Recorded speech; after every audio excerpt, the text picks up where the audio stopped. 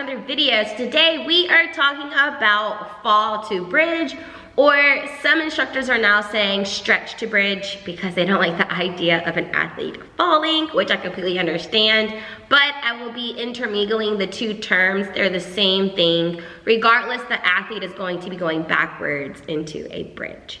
So without further ado, let's go get into it.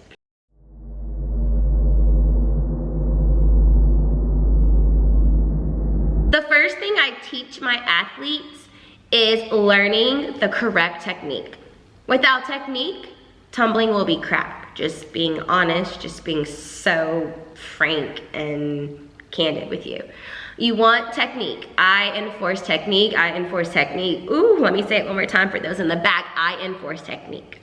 You want your arms up by your ears, past your ears.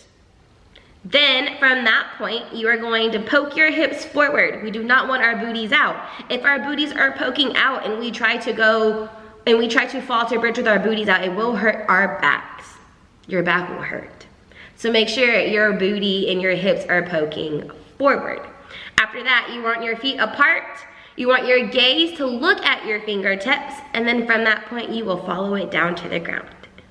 So when they know this technique and they have understood and know those four things, and the athlete can tell me those four things, I then start on the ground on our knees with Mr. Noodle. They are holding Mr. Noodle, looking at Mr. Noodle on their knees. Their knees are apart, hips are poking forward, and they are taking it to the ground. This is a great introductory drill to do when learning this skill, because a lot of kids might have a fear of going backwards. So with them being on their knees, they are not that far from the ground. And I love teaching this as an introductory drill for this specific skill. From that point, we then take it to the wall. Because the wall is not going to move, the athlete can stand as close to the wall or as far away from the wall. So I always try to have the athlete take maybe 3 or 4 steps away from the wall, arms past those ears, hips forward, look at those fingertips, and then they fall to the wall. From that point, when the athlete is getting comfortable with falling to the wall, we then take it back with Mr. Noodle and we do it on a block, a high block. And I really want them to learn to stay tight. So with Mr. Noodle being in their hand, they're not able to put their hands on that block and then relax. So I always have them repeat the same thing from their knees to their feet. Their feet are apart, arms above their ears, looking at Mr. Noodle. They're taking it to the block. And I would love for them to start standing up, to start getting their chest up. Once athletes are able to do that with Mr. Noodle, we then throw Mr. Noodle to the side and we're doing it with our hands. And I want them to fall to bridge with their hands on the block, and then we hold it. A lot of kids think that once their hands are on that block, they can just relax and then they fall, but in reality, you cannot do that when you're taking it all the way down to the ground. Once the athlete has that full concept of arms by your ears, stay tight, feet apart, looking at your fingertips, then we take it on the cheese mat. Because the cheese mat is slanted, the base of it is higher, which means they're not going all the way down to the ground, but it's great to start working this skill on the floor. From the cheese mat, you can start having the athlete inch their way down the cheese mat, so the base is getting lower and lower. Or if the athlete has it, you can take it to a smaller mat like I am doing here with the purple mat.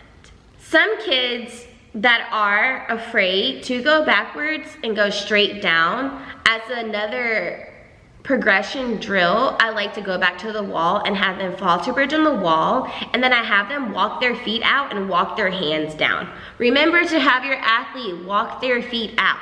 If the athlete is gonna try and walk their hands down and they're not moving their feet, they're going to hurt their back. So make sure you stress to that athlete, walk your feet out and then walk your hands down, and you can have them walk their hands all the way down to the ground.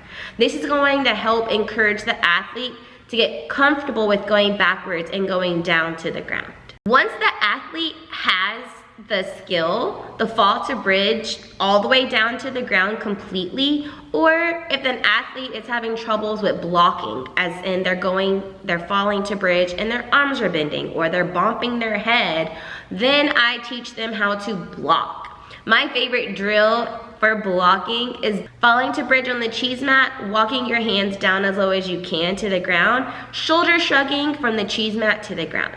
This is a great way to help blocking. So these are the drills that you can do to help your athlete with their fall to bridge or their stretch to bridge. You can do these drills at home. Please make sure there's an adult present. You could do it on a couch, or if you have the equipment that you want to use, you can also use different equipment as well. This is gonna help your athlete get your fall to bridge. Remember, the tighter, the better. The stronger, the better. And with that being said, you're ready to do like, share, comment. Don't forget to subscribe, and I'm gonna catch you in my next video.